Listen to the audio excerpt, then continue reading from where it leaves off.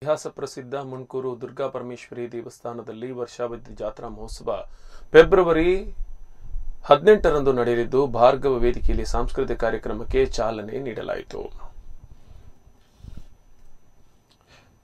ದುರ್ಗಾ ಪರಮೇಶ್ವರಿ ದೇವಸ್ಥಾನದ ಪ್ರಧಾನ ಅರ್ಚಕರಾದ ರಾಮದಾಸ್ ಆಚಾರ್ಯ ದೀಪ ಬೆಳಗಿಸಿ ಸಾಂಸ್ಕೃತಿಕ ಕಾರ್ಯಕ್ರಮಕ್ಕೆ ಚಾಲನೆ ನೀಡಿದರು. ಇಲ್ಲಿ ಪ್ರತಿನಿತ್ಯ ನಾಟಕ, ನೃತ್ಯ ಹಾಗೂ ಅನೇಕ ಸಾಂಸ್ಕೃತಿಕ ಕಾರ್ಯಕ್ರಮಗಳು ಪ್ರತಿದಿನ ನಡೆಯುತ್ತವೆ. ಈ ಸಂದರ್ಭದಲ್ಲಿ ದೇವಸ್ಥಾನದ ಆಡಳಿತ ಮಂಡಳಿ ಹಾಗೂ ಇತರ ಪದಾಧಿಕಾರಿಗಳು ಉಪಸ್ಥಿತರಿದ್ದರು.